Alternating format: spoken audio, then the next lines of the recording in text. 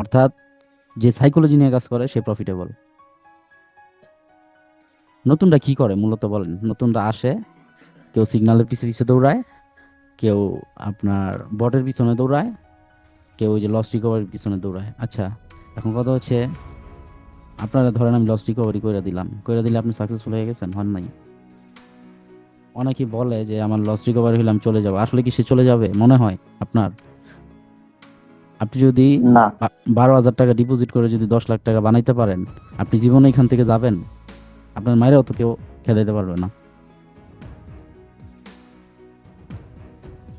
মূলত গেমটা সাজাইছে আপনার কনফিডেন্সের উপরে। আপনার কনফিডেন্স লেভেল এত বাড়ায়, আপনি প্রফিট করলেও এখানে পরের দিনই লসটা করতেছেন।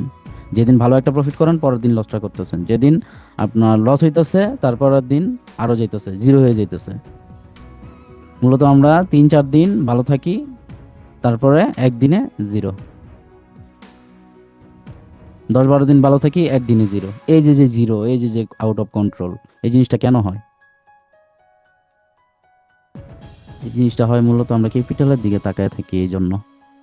এটা কি হচ্ছে না হচ্ছে ডাজন্ট ম্যাটার, তাকাবিনি না, জাহান্নামে যাক এটা। প্রান্ত ভাই যতদিন ব্যালেন্স হাইট করে রাখছেন, সুন্দরভাবে ট্রেড করছেন এবং কোনো টার্গেট নাই, কোনো কিচ্ছু নাই, আস্তে আস্তে আস্তে আস্তে আপনার ব্যালেন্স 100 থেকে কত করছেন? 250। যেদিন লাইভে কথা হইলো 250 হইতে বাকি কত, $12, ওই দিন আপনাকে রাত্রে আমি সাবধান করছিলাম। আর ওই দিন পরের দিনই আপনার অ্যাকাউন্ট চলে আসছে আবার 140, না হ্যাঁ ভাইজান, 140। 140 আইসা পড়ছে। এটা কেন হইছে? $12 মিলাইতে।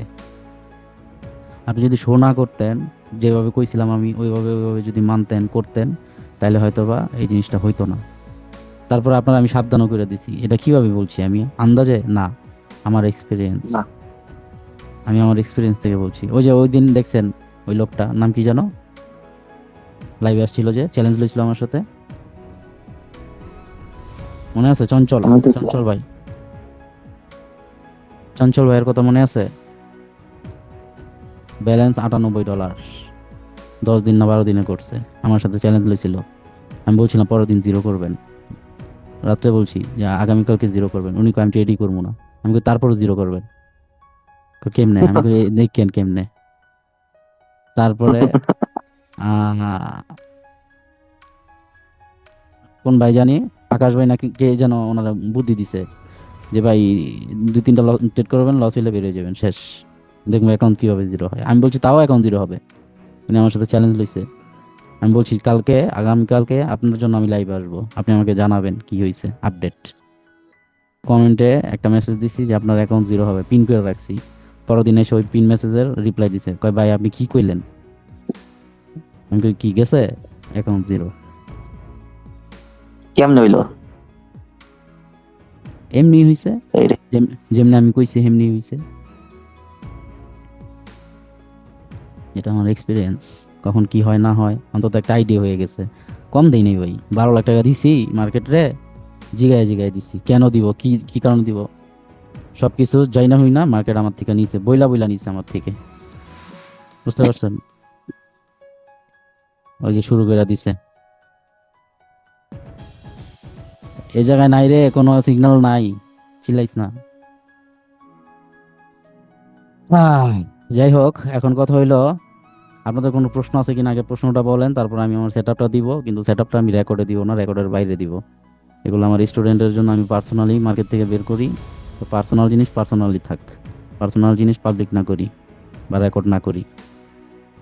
তো আগে প্রশ্নগুলো বলেন আপনাদের, তারপর আমি ওই সেটআপটা আমি দিব, রেকর্ড অফ করে সেটআপ দিব। এবং এমন কেন ভাইজান, লস হয়, এমন কেন লস হয় এটা দেখাবো। আর হচ্ছে মানি ম্যানেজমেন্টের ছোট্ট একটা রুলস বলে দিব, রেকর্ডের বাইরে, রেকর্ডের ভিতরে না।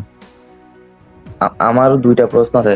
প্রথমত হলো, আমি মানে যখন আপনার প্রথম কোর্স করছিলাম, সেই প্রথম যখন আপনি কোর্স নিয়েছিলাম তখন করার পর যেটাতে ট্রেড করতাম সেটাই উইন হতো। বেশিরভাগ তখন করতাম হচ্ছে M1, M2, M3, M7, এগুলো তো দেখতাম না। কিন্তু এই বর্তমান কিছুদিন আগে আমি আপনার মনে হয় বলছিলাম পার্সোনাল ইনবক্সে যে M1 আমি ধরতে পারতেছি না, আবার ধরলেও কিরকম যেন লস চলে যাচ্ছে। আচ্ছা, মানে ওটা আমি সবকিছুই হচ্ছে ঠিকঠাক মতো। M1 এর লস আর কেন যায় দ্বিতীয়ত ওটা আমি হচ্ছে একটু পরে আমি দেখাবো। হ্যাঁ, তারপরে দ্বিতীয়ত দ্বিতীয়ত হচ্ছে মনে করেন কি যে পিছনে বায়ার বা সেলার কোনো এক্সট্রিম পাওয়ার নেই, বড় একটা M7 ক্যান্ডেল হয়েছে, তার সামনে কোনো লিকুইডিটি বা কোনো কিছু নেই, তারপরে তো রিভার্স আসার কথা, কিন্তু রিভার্স না এসে আবার কন্টিনিউ করে যায় তারপরে আসতেছে ছোট একটা দিয়ে। আচ্ছা, আমি বলছিলাম আমি যে ভাবতাম আমি M7 এর রুলস বলছিলাম, রুলসটা মনে আছে? রুলস তো মনে আছে যে পিছনে এক্সট্রিম পাওয়ার থাকা যাবে, এই মানে করা যাবে না, মানে আপনি যা বলছিলেন আমার সবকিছুই মাথায় আছে, কিন্তু তারপরে আমি তো সেইভাবে পারতেছি না। ওই মাঝখানে কয়েকদিন খুব মানে এর উপরে আমার বড় বড় অ্যামাউন্ট লস গেছে। আমি বলি M7 এ বড় বড় এমন মারবেন না। আর M7 এ আপনি যদি 10টা ট্রেড নেন, চোখ বুইজা 10টা নেন, এর ভিতর 8টা প্রফিট দিবে। কিন্তু এটা M7 হইতে হবে। M7 এর রুলসটা কি? ক্লাস রেকর্ড আছে, ক্লাসের রেকর্ডটা দেখবেন, রুলসটা দেখলেই বুঝতে পারবেন। ওটার একটা রুলস আছে। শুধু আমি বলে দিলাম বিগ একটা ক্যান্ডেল হয়ে গেছে গা, M7 হয়ে গেছে, মেরা দেন রিভার্সাল, এটাই M7 না। এত সহজ না ট্রেডিং।